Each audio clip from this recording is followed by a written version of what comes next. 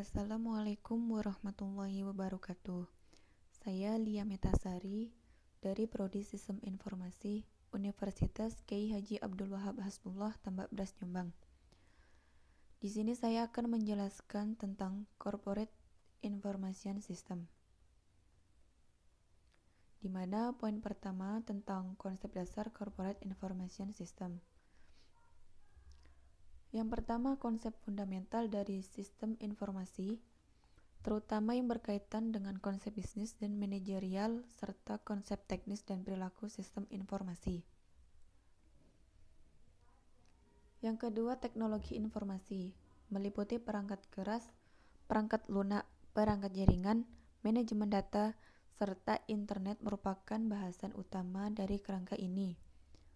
Yang ketiga, aplikasi bisnis, penggunaan sistem informasi untuk kepentingan operasional, pengambilan keputusan manajemen, serta menciptakan keunggulan kompetitif dari sebuah bisnis.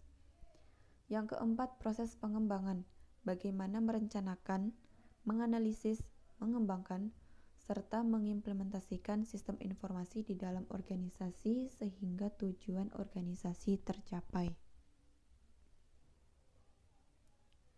Yang kelima, mengelola tantangan sistem informasi terhadap tantangan yang muncul atas penggunaan sistem informasi tersebut, termasuk tantangan etika dan keamanan. Yang kedua, peran Corporate Information System.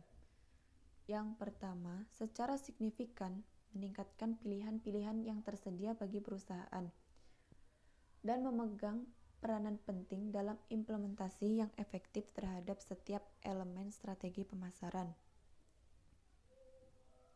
Yang kedua, mempengaruhi proses pengembangan strategi pemasaran karena teknologi informasi memberikan lebih banyak informasi ke manajer melalui pemakaian sistem pengambil keputusan atau Decision Support System atau DSS.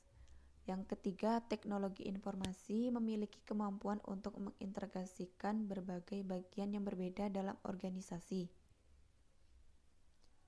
dan menyediakan banyak informasi ke manajemen.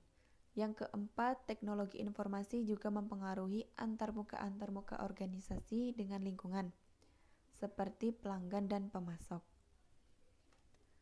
Pentingnya Corporate Information System dalam perusahaan. Yang pertama, meningkatkan kekompleksan tugas manajemen. Manajemen selalu merupakan tugas yang sulit. Semua perusahaan yang termasuk dalam ekonomi internasional, teknologi bisnisnya akan menjadi lebih kompleks.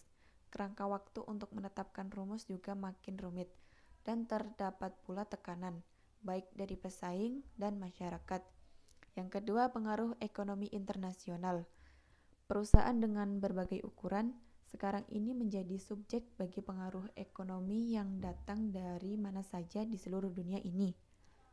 Hal ini dapat dilihat dalam pengaruh pada nilai dolar US dalam perbandingannya dengan nilai mata uang asing yang mempunyai keseimbangan impor dan ekspor. Yang selanjutnya, meningkatkan kekompleksan teknologi. Perusahaan menginvestasikan teknologi ini agar dapat bekerja maksimal dengan pengeluaran yang sedikit dan mengantisipasi tingkat pelayanan yang baik dengan karyawan yang sedikit.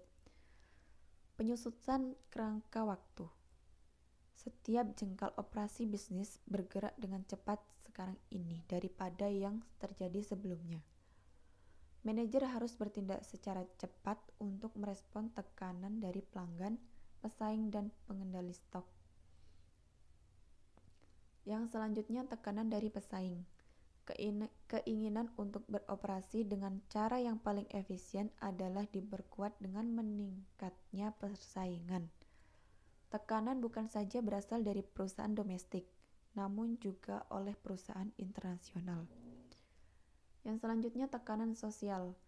Tidak semua tekanan yang bersifat lingkungan merupakan ciri dari produksi. Namun secara ironis, non-produksi pun mengakibatkan tekanan yang bersifat lingkungan. Hal ini benar dalam kasus adanya ketidaksenangan dari masyarakat yang tidak menginginkan adanya produk atau jasa tertentu. Tujuan Corporate Information System. Tujuan Corporate Information System sendiri itu untuk melindungi kerahasiaan, integritas, dan ketersediaan informasi.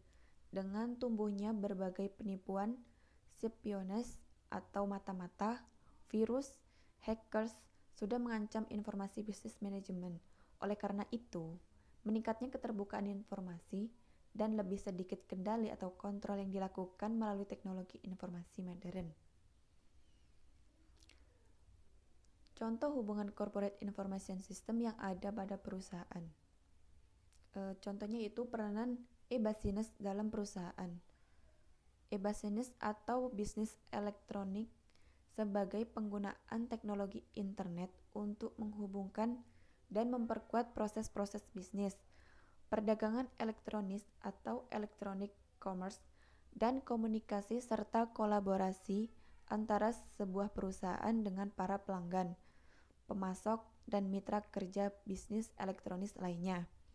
Aplikasi perdagangan elektronik atau electronic commerce digunakan untuk mendukung kegiatan pembelian dan penjualan, pemasaran produk, jasa, dan informasi melalui internet atau extranet.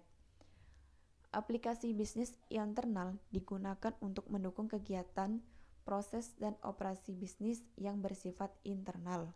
Contoh aplikasi ini yaitu penggunaan intranet, extranet, atau internet untuk mendukung portal informasi perusahaan atau Enterprise Information Portal atau EIP atau biasa juga disebut Corporate Portal. EIP adalah suatu sistem berbasis web yang dirancang oleh perusahaan agar para pemakai intranet atau extranet tertentu dapat mengakses informasi dan layanan yang tersedia oleh perusahaan tersebut. Aplikasi bisnis internal juga digunakan untuk mendukung sistem manajemen. Dengan melakukan koneksi ke internet, para manajer yang sedang bertugas di luar kota dapat memperoleh informasi terkini yang tersimpan dalam basis data perusahaan.